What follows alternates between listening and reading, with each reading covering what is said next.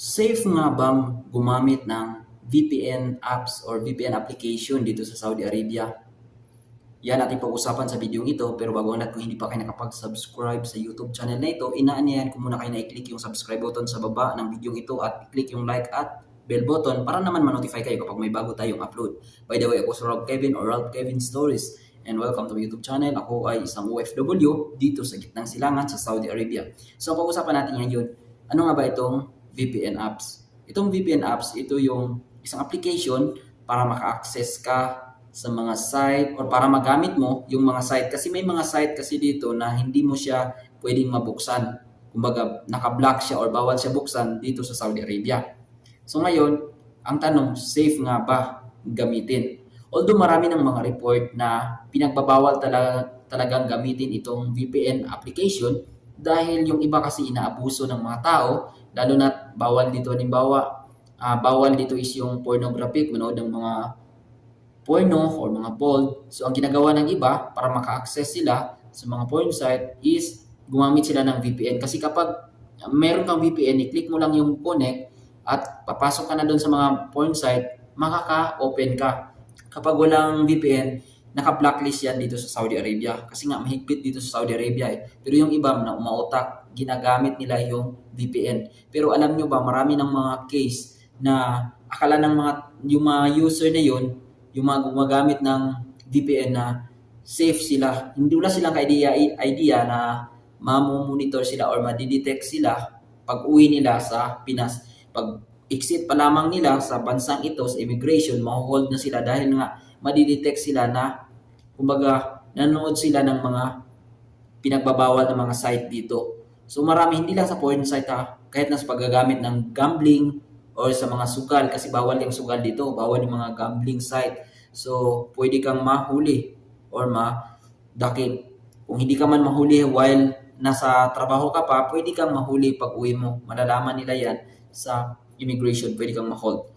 So ang tanong, bawal bang gamitin ang VPN apps? Ang sagot dyan is, hindi naman siya pinagbabawal.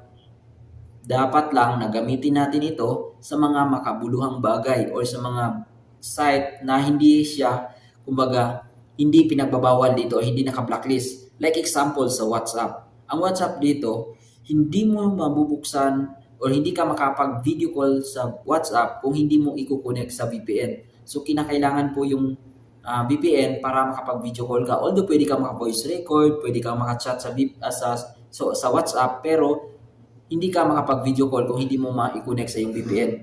Pangalawa is, halimbawa, mag-avail ka ng mga public free wifi like sa hospital, sa mga clinic, government office, restaurant at iba pa. Hindi ka, although kahit alam mo yung password ng kanilang wifi, i-connect mo doon, hindi pa rin siya direct na makukonect yung mobile mo doon sa kanilang wifi or internet. Although nakalagay connected, pero wala pa rin siyang internet signal. Dahil kinakailangan mo pa rin na i-connect sa yung VPN.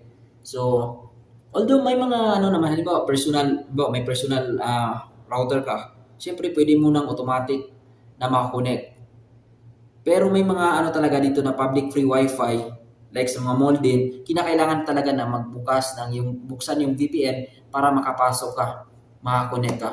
So, hindi naman siya pinagbabawal, basta huwag ka lang lumagpas doon sa mga bagay na hindi allowed na gagawin dito sa Saudi. Katulad na lamang sa papanood ng mga porn site na pinagbabawal dito yan. Pangalawa is yung sa mga gambling site, sumali ka sa mga gambling site na pinagbabawal dito. Pangatlo is yung sa paggamit ng mga scam.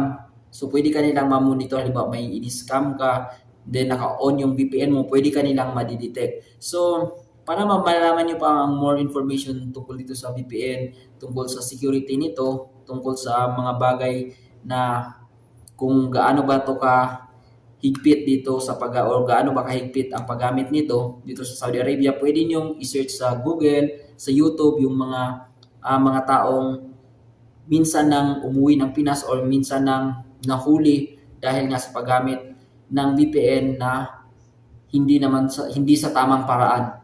So kung may mga katanungan kayo, pwede kayong mag-comment dito sa ibaba at try natin sagutin.